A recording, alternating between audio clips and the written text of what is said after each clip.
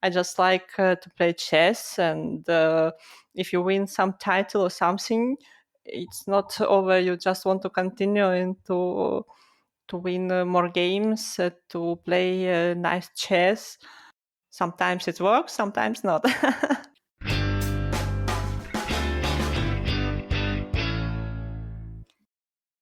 Hey everyone, and welcome to our September edition of our FIDE Podcast of the Year of Women in Chess.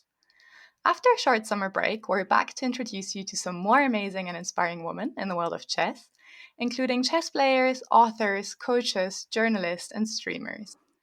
The podcast is a collaboration of the Chess Sports Association, the FIDE Women's Commission, and the German podcast Schachgeflüster.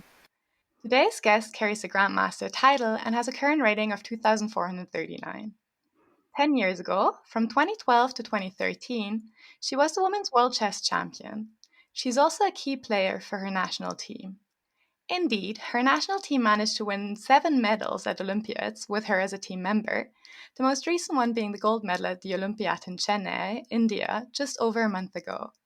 It's my absolute pleasure to welcome today's guest, Grandmaster Anna Ushenina, in today's podcast. Welcome, Anna. It's a great pleasure to have you as a guest today. Let's jump straight in with our first question. So it has become a bit of a tradition of this podcast that we ask our guests at the beginning of the podcast to tell us a little bit about their country. So Anna, you come from Kharkiv in Ukraine, one of the areas which is most severely impacted by the Russian invasion at the moment. How are you doing at the moment with this situation? And do you still want to tell us a little bit about Ukraine as a country and what the chess culture is like there? Well, yes. Now what's happened is a big, huge tragedy for everybody in Ukraine and in the world. Well, but it was not all the time like that. Before it was very nice country, very charming, beautiful. People are nice, and also before people get used to play chess a lot, and chess was very popular in Ukraine because it's one of post-Sovietic countries, and I guess everybody still remember that matches where participated Kasparov, Karpov, Korchnoi, and everybody were following this match. Everything was in newspapers, on TV. So it was quite popular, and I guess maybe also that's why I was started to play because it's popular and interesting, and I was going to chess club.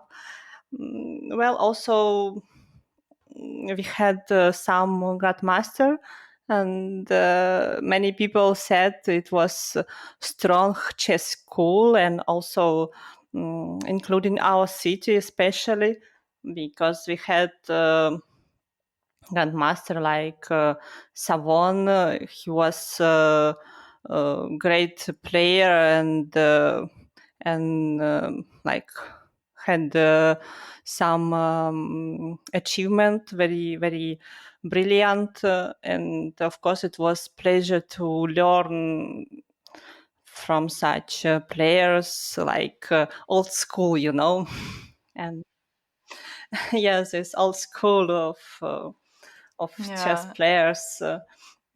They like, more like strategy or something. Yeah, it must be quite inspiring to start playing chess in such a historical chess country. Maybe let's actually start with the how you got into chess, because I read online somewhere that actually your mom decided that you should learn a little bit about like culture and kind of like intellectual and get like intellectual and creative talents, and therefore apparently she introduced you to chess, painting, and music. Is that true? Well, yes, that's true, but it was not just exactly like that. It was like I like to play chess with my grandfather and grandmother. And when I was a kid, like maybe 5 or 6 years, and after some time, I started to, I don't know, to win or something, and they decided to put me in chess club, but it was not like for professional or something. It just like for hobby. And also the same was with music and painting, and it was like a bit of everything, for, I don't know, for hobby, for kids doing something at his free time, after school. Because we had plenty of time. So, but of course, one day going to painting, another day to some guitar, like that. Yeah. But then someone realized that you're quite talented at chess straight away, I guess, because you started winning tournaments pretty early. Well, first, it was not that unclear, because I had no. I didn't have quite, like a real coach, and I just was going to club and to play a bit with another kids. And when I started to win all of them, without like doing nothing, then yes, I started to participate in some like tournaments or something, going to to chess club where is these old masters, playing, to maybe to learn a bit from them, something like that. Yeah. Yeah. And then I think you started winning also like national championships, like for the girls already, like at like a super early age. And then what age did you then start like, so at the beginning this was all a hobby. And then when did you start playing a bit more competitively? And for example, do you still remember what was your first big international tournament? Oh, well, I started to play this national tournaments quite, I guess, when I was about 9 or something like that. Before that, I don't remember. I played this like Ukrainian championship or something. I guess it was under 10. I was started under 10, 12. Sometimes I played some years like up. And my first tournament abroad, it was in Austria, I guess, under 12 European Championship. It was not quite successful for me, because it was my first tournament, and a lot of worries, and also a lot of strong kids with their trainers.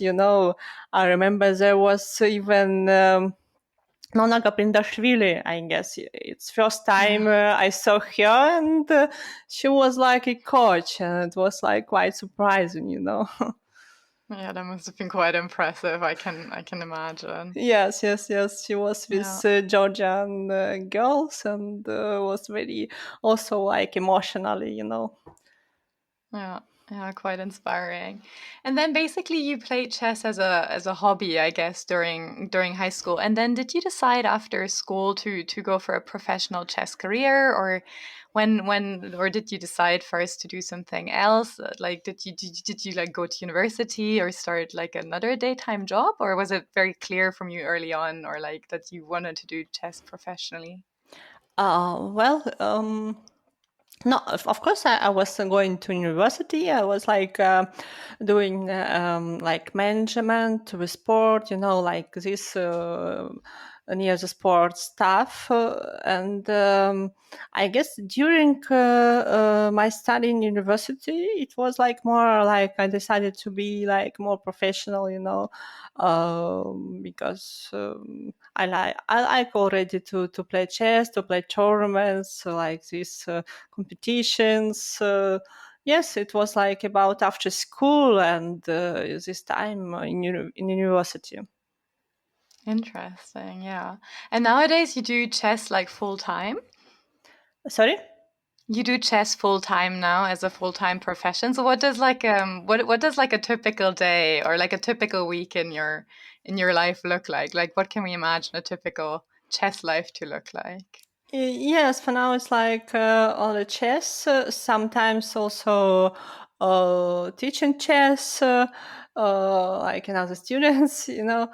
Um, well, as usual, I guess it's like you prepare something, you watch some games, um, watch online, also online chess, what's going on there. Like that, it's quite difficult to explore everything like how it's going on. Yeah, yeah. And do you also work like specifically on your physical health or like mental strength, for example? Are these also topics you actively focus on? Well, I did a bit like physics. I before I was a bit doing running, this stuff. Now Mhm. it's less, but I'm thinking to back to this because it's like makes you more healthy. I don't know, like more in shape or something. Yeah. Yeah. Because when you're playing chess tournament or something, chess game, it's sometimes it's hard. Sometimes it's hard because long games, like I don't know, 4 or 5 hours, you need to be in good physical shape.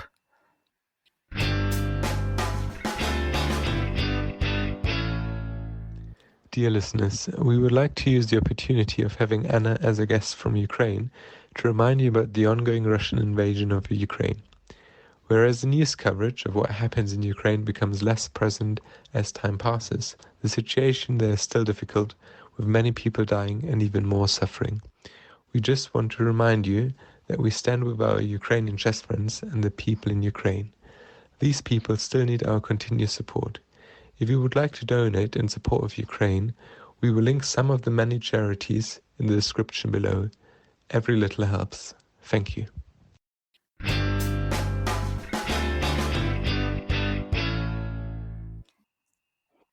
Yeah, maybe let's go a little bit more into your tournament successes actually, so our listeners also get to know you a little bit better. So maybe let's focus on the team competitions first, and maybe start with the Olympiads, because I think Ukraine is one of the most successful countries in the women's section, winning a total of 2 gold, 3 silver, and 3 bronze medals, I think. And you were astonishingly part of that team for 7 of these medals. What do you think makes the Ukraine such a successful team at the Olympiads? And is that a tournament you particularly enjoy, or like, yeah, because you also always had like very good results at it. Well, not all the time we have some medal. It's not true. Sometimes, like more time, of course, we have a medal, but sometimes it's not so very successful. But I guess it's because we have a strong team. That's all. Like one of strongest team, and you will have a medal. It's almost for sure. Like if everybody in shape, it's most Mm. important. Like from in your team, everybody play well. If somebody play bad, so it's very hard to win something, and that's main question, like for everybody to be in shape. And for example, our first Olympiad, my first Olympiad, it's my first Olympiad was in 2006 in Italy. And at the time it was like plus one, 3 players and one reserve.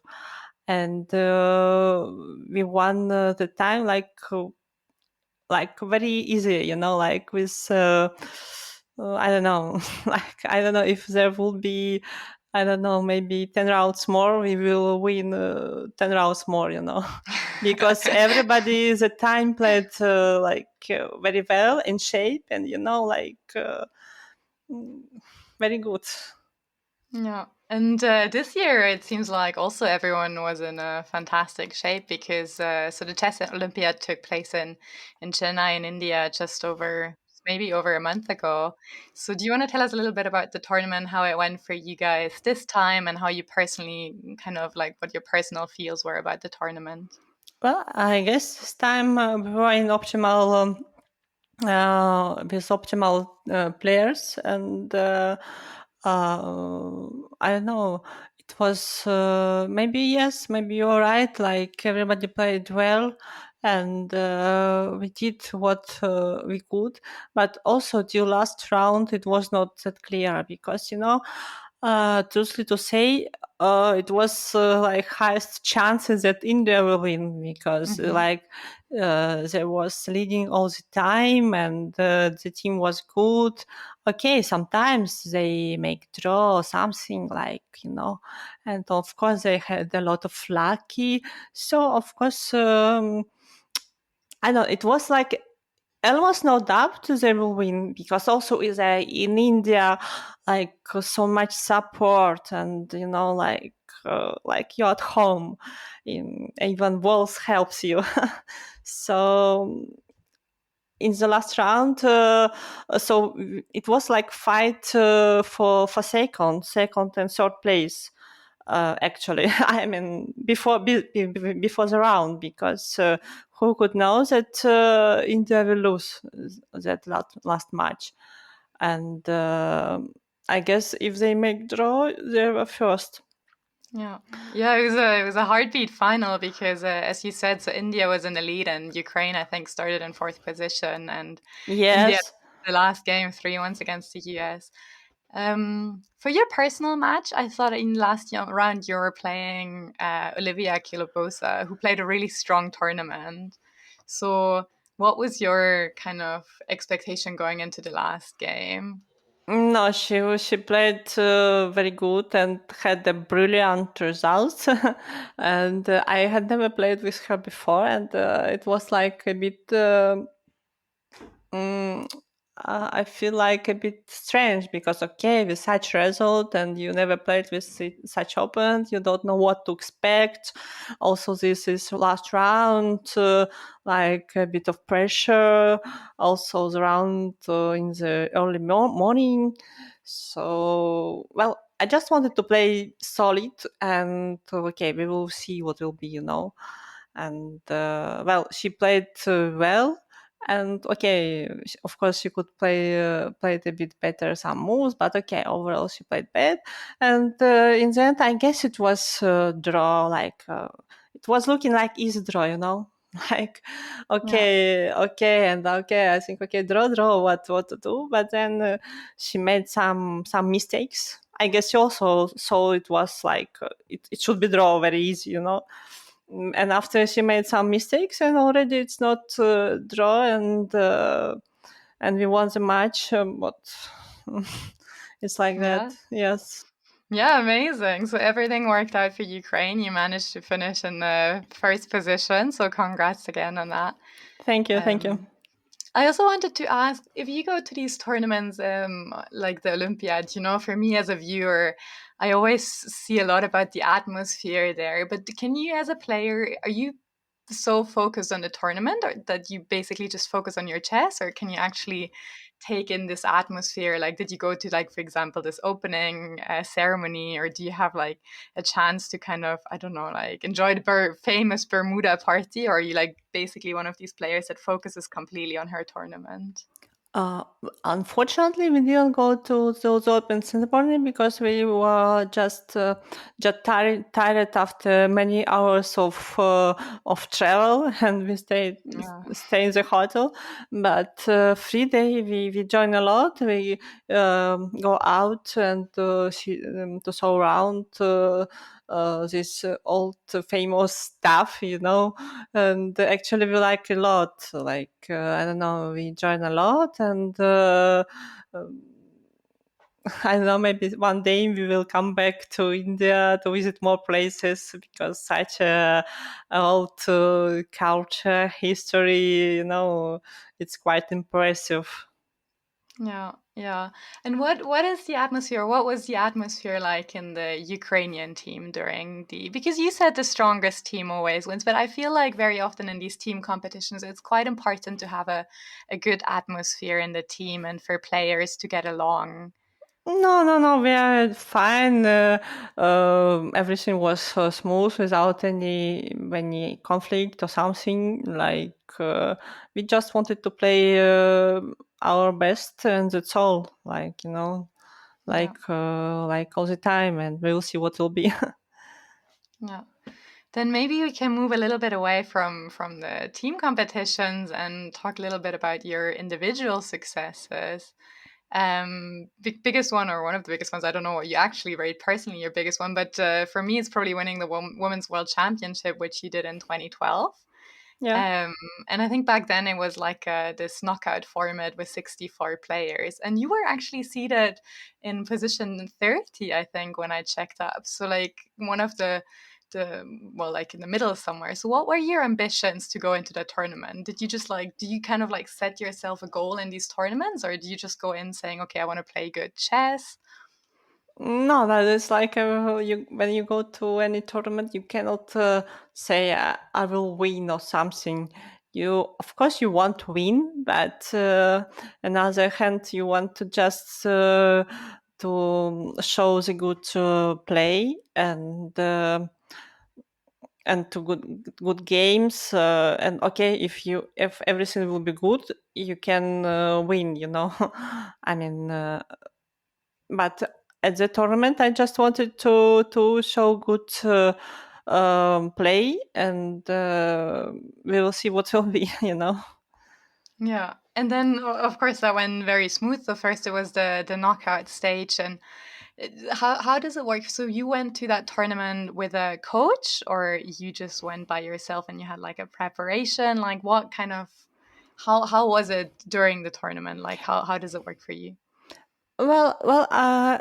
Actually, on the tournament, I was alone, but during the tournament, I got some help from Anton Korobov. That time, we a bit how to say work together or something. He was helping me, so I guess it was also one part of the success, you know, because Anton is very good person, good advices, and I guess it's was quite smart, you know, that he was helping me at the time.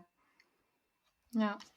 And then I guess the knockout part of these tournaments is always quite well risky, because like any mistake could make you get kicked out. Then you made it to the final, in which you played Antonetta Stefanova. So what was that final like for you? Like was there a key moment through that final when you realized, okay, I'm in here to win this? And I'm also always wondering, like, how do you handle your nerves during such important games? Well, at some point, you just don't think about. You just play and focus on the game.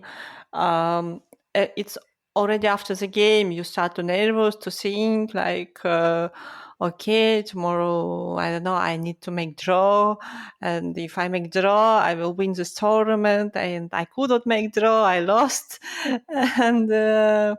And after you need again to play, it's all you think before the games, and during the match, during the game, you already focus just on the chess, you know, and try to play your best. Sometimes it Yeah. works, sometimes not.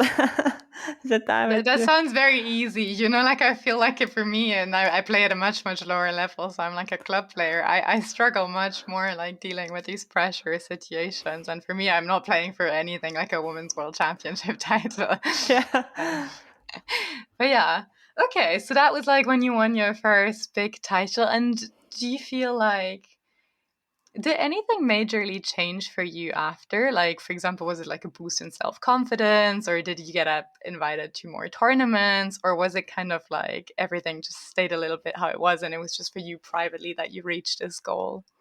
Well, I was just happy I won this because it's like you could play chess for all your life and you will not achieve the title. You know, of course, I was very happy and only I understood that okay, chess and you can win like everybody. You know, if everything is good like that, you know, but Yeah, not so much changes, you know. Uh, yeah. I don't mention that. Yeah. And then, if I'm not mistaken, the championship format was changed subsequently. So basically, in the year after that, it wasn't a knockout system, but like the new format, the winner of the women's Grand Prix, in this case, Hu Yifan, was basically allowed to challenge you as the current champion. And you lost that match 5.5, 1.5. So this must have been quite a disappointment, I guess. What do you think went wrong during that tournament, or do you think like it wasn't anything particular, and in the end, she just played very strongly?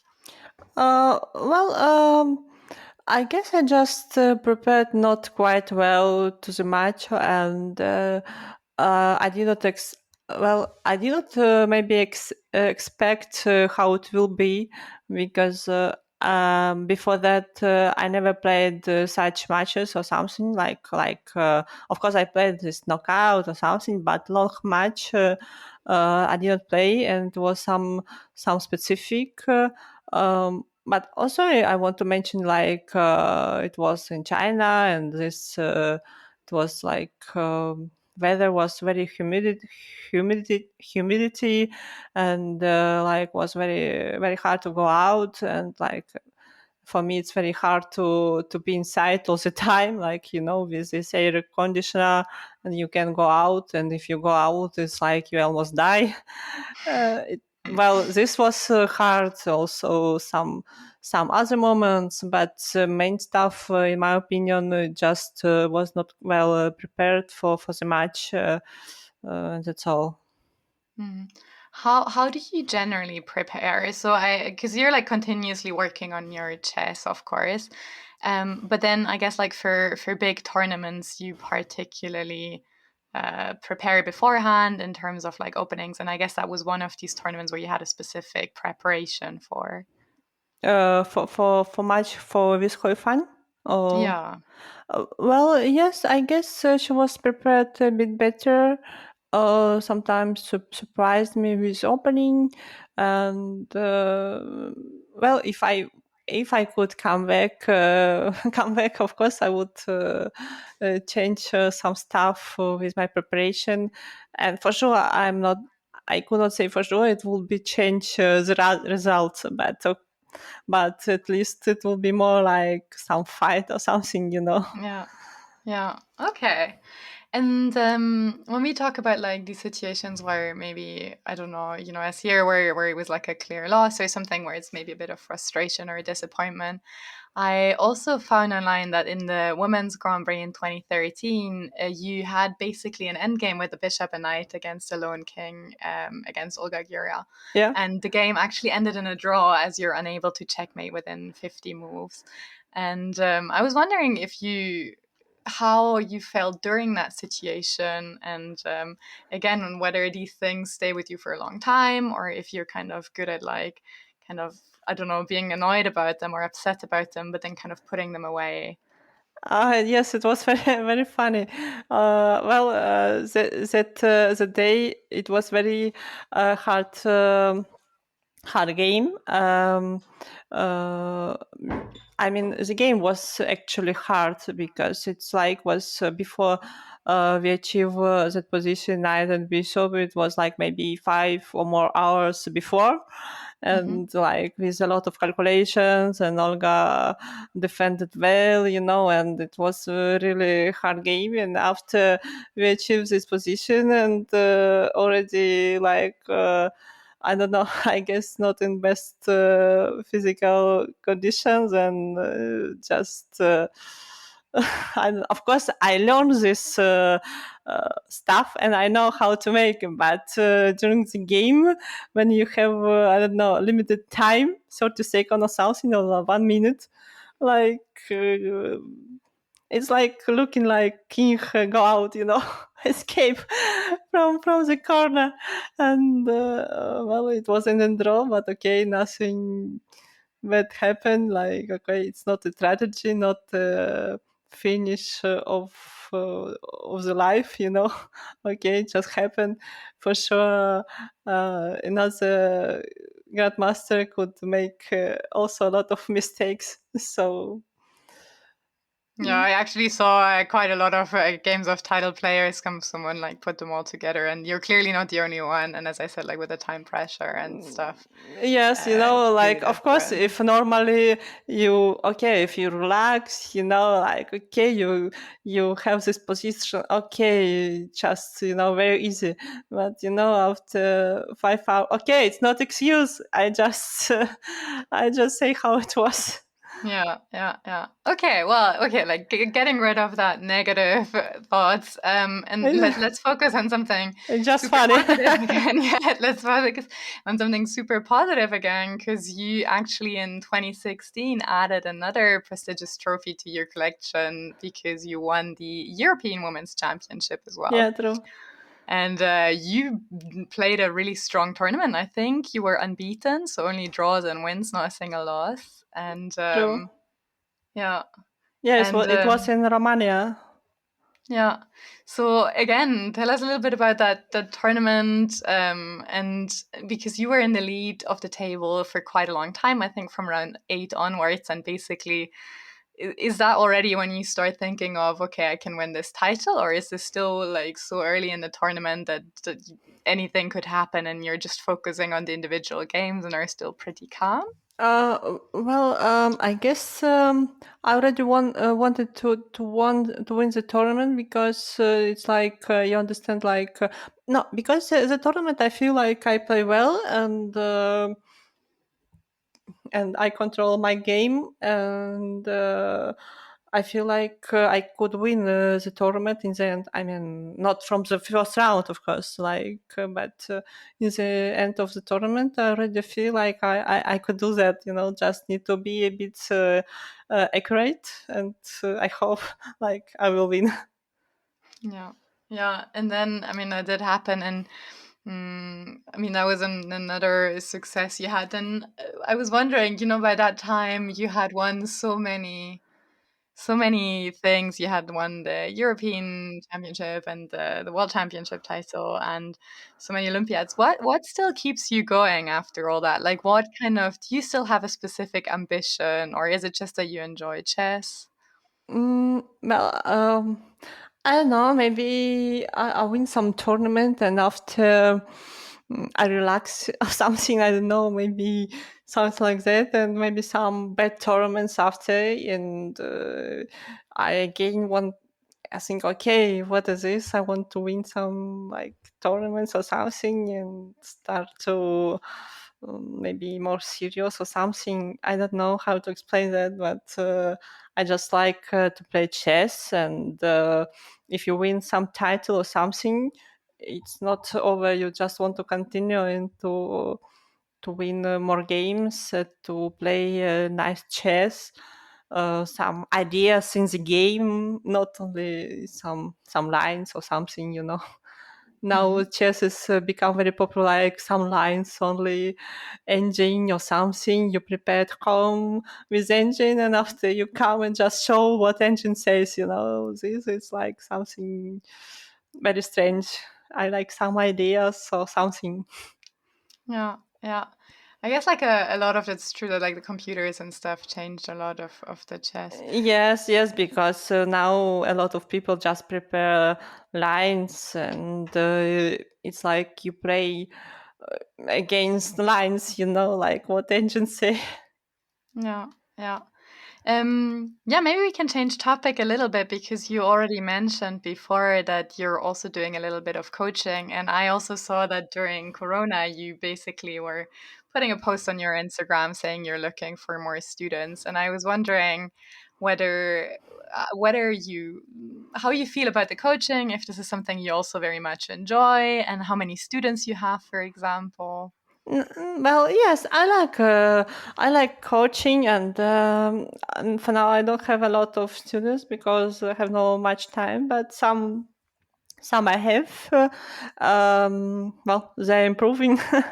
uh, it's quite interesting, to see how it works. Like you explain something, and after how it works with students, it helps how they improve or not improve. It's very also another part of chess, because competition is one part and coaching is another.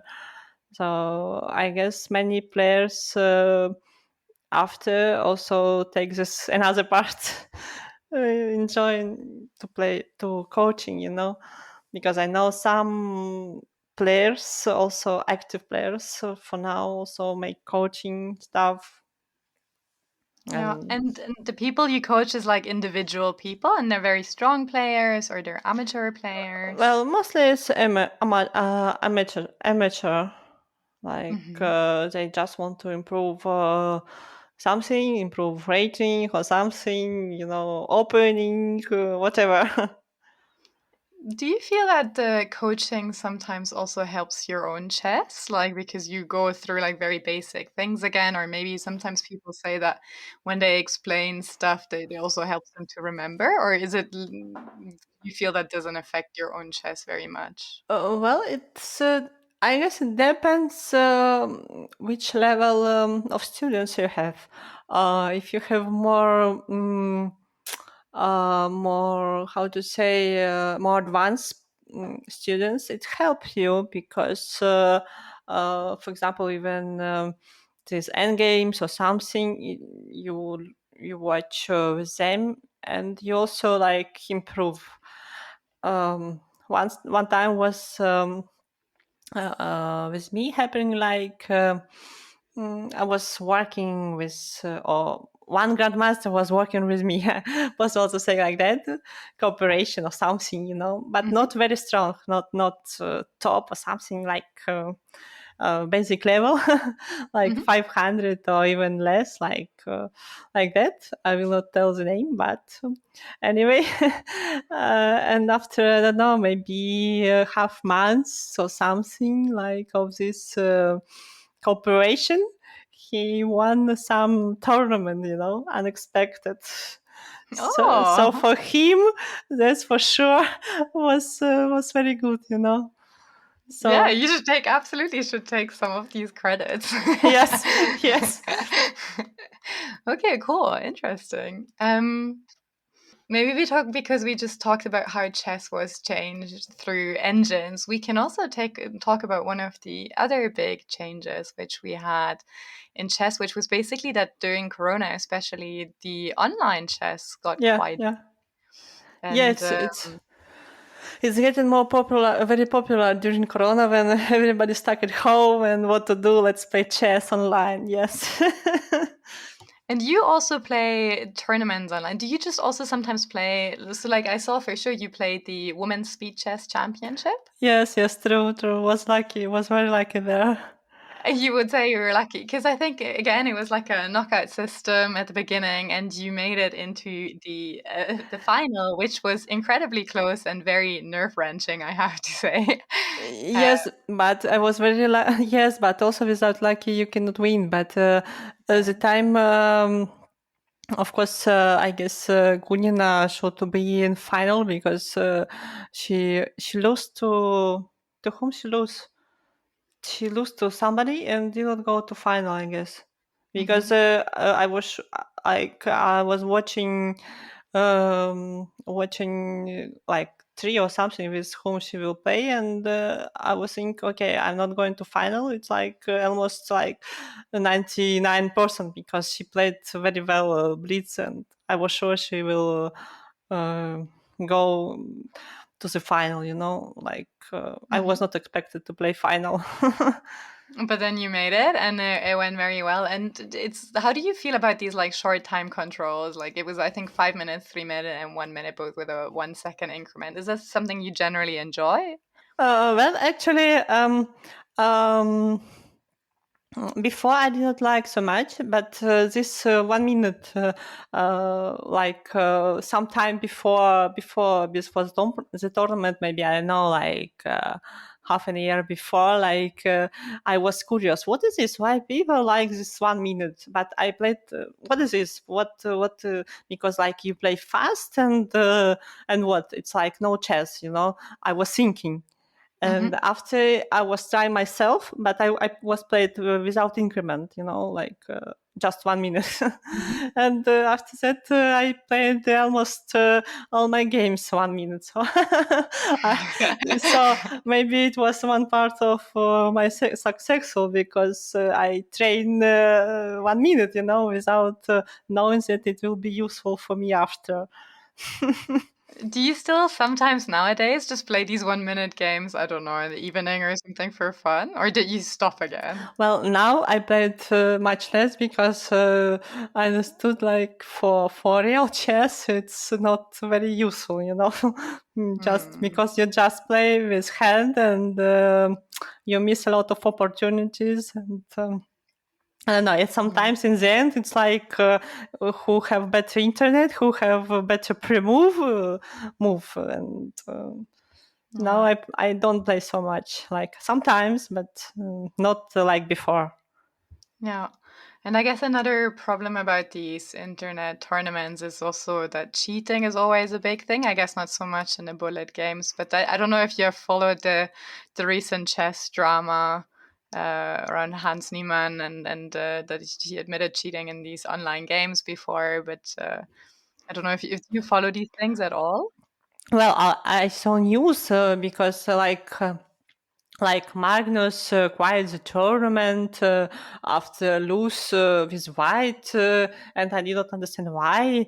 And well, I still did not understand why actually because I don't know, like maybe he knows something better or something, or well, I don't know personally his opponent, but I guess every grandmaster in that level can play some games well, even with black. I don't know. For me, I say like I don't know. Yeah, I mean, like I also don't know, and but I think what one of the discussions just brought up again is just that we see that in online chess, not so much over the board, I think, but online chess cheating just is much more common, and I guess it's a question on how much that, for example, also harms online chess. Well, I don't know. Like sometimes I hear like even like live tournament, somebody say, I played with some opponent and I'm sure he was cheating or something. But what is this? Like what I'm sure only because he played some game strong or what? I don't understand this. Like, if you have some proofs, like you search him and you found something. I don't know, like because some games everybody can play strong, and but okay, online chess maybe it's a bit different because you cannot check your opponent like personally. Yes. Well, this I don't know, but I'm sure like many strong, like almost all strong grandmaster who play don't. I don't know, cannot do this. It just because like uh, you just cannot do this because like what is this? It's if you do some bad stuff, it's like it's kill chess. It's like what is this? No. Yeah, it's true. um, Yeah.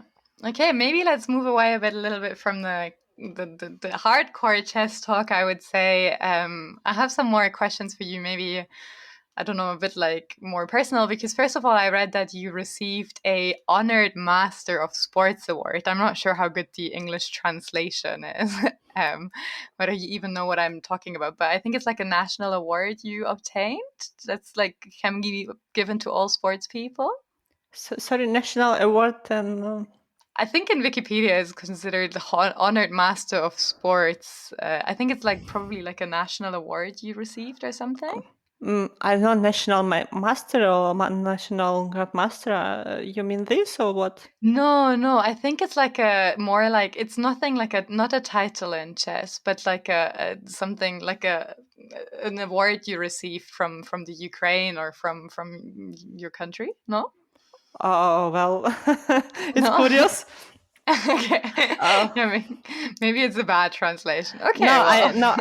I received some like orden or something like some of government stuff Yeah, like. exactly. Yes. This I was received. Yes, it's like something from government for achievement, like some like results or something. Yes, it was like that. And it's like a big thing that is like chess specific, or no, this is No, open no, to no. all sports. It's for it can achieve every. I guess it can achieve every person. It's not connection to chess. Nothing to like. It's just some award of government. Yeah. Okay, interesting. But for you, like it's something like it was something special that was awarded at a big ceremony or something, or Yes. Well, it was given by president, and well, of course, the time it was like something specific, Mhm. but now it's like quite usual. Okay. I see what you mean. Yeah. Yeah. Yeah. Okay. And maybe also another personal question. So if you don't play chess, what other like what do you have to also keep you busy? Maybe other hobbies besides? You mean my job or something? If I don't play chess? Yeah, like not well, do you have a job or else what you do in your leisure time, if you need to like switch off from chess and just need a break for a little bit? Oof, it's very hard because if chess not exists at all, Yeah. I guess I would do some stuff like lawyer or something like that. Mm-hmm. And if now, like after playing chess, and to be someone else, well, I'm not sure. It's very hard. No, I cannot imagine my life without chess. Yeah. But for example, I don't know, like, is there something when you have, I don't know, like after a tournament when you need a few days off, is there something you enjoy doing, whether sport or traveling or I don't know? Yes, I enjoy traveling. Yes, but Yeah? I don't think it could be a job. No, no, not as a job, more as a hobby, I guess. A hobby, because like chess is your profession, right? But then like the hobbies that you have, like traveling, for example, yeah. Yes. I like traveling, like visiting. Like some historical, especially historical places, very like unusual. Some museums with this famous painting. Like something like that. And Yeah. And it's very nice combinable, I guess, with chess because you must have traveled to so many different countries for playing chess tournaments. And then, for example, do you sometimes take some extra days at the end to I don't know, visit the area? well, sometimes you have free day or something.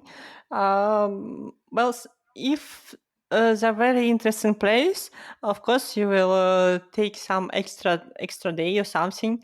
But usually, before just you play tournament and you go home. You play Hmm. tournament, you go home, and during the tournament you're concentrated on the tournament. You don't see and you don't want to watch anything, and after the tournament you go home. But now I like more to something to watch around and to see how it's going on, like uh, Hmm. like that. A bit Yeah. changed to my view, my point of Right. view. Yeah. And do you have any more tournaments lined up for the next few months? Do you already know what you're going to play next? Well, some strong event. It will be European Chess Club Cup. This will be like most, I guess, most important this year. Maybe something more. Not sure yet. So where will the European Club Cup take place and which team are you playing In for? Austria and for Austria. Ah, okay. Yes. We'll enjoy Austria this time. Yeah. Interesting. And so when is it gonna start? It should be pretty soon. Yes, it's from 2nd October to 10. Yeah. Okay. Well, I hope you have some time before or after because Austria is actually beautiful to visit. I Yeah. very much like it. Yes, Um, yes, yes. Is there, maybe for our listeners, I can ask, is there any tournament that you particularly like, for example, either because of the location or the side events that you could, for example, recommend to also like amateur players? So of course you can't recommend the Olympiad because we'll never make it there, but maybe a nice open or something. I could recommend opens in Italia. In summer, there are a lot of tournaments, and also like for hobby players, and usually it's located. Very nice place, like maybe near sea or some island or something like that. So they can look more in such a way, to Italy or something in Europe. Very nice places. Yeah. Somebody joined also Spain. So I don't know, but Spain also I like to play in summer. Very good weather, like possible to like relax and also to play chess. Yeah. Yeah. Okay. So we have to look to the south, I guess. Yes, there is good weather. Yeah. Okay, then maybe we're already pretty much at the end of our podcast, but maybe a closing question that we also ask a lot of people before on this podcast. So basically, this podcast is part, as I said, of the FIDE Year Women in Chess. And the idea was to, first of all, introduce people like you to our listeners so they have a bit more of a who the person actually is. And what else apart from this podcast would you think that FIDE could do to support players like you or women in chess? Um, well, it's a good question. I guess I guess it's important to develop more chess in schools for Mhm. more players could join chess, more girls could join chess because, in my opinion, now more boys playing chess and girls like a bit less. Or maybe I'm wrong, I don't know.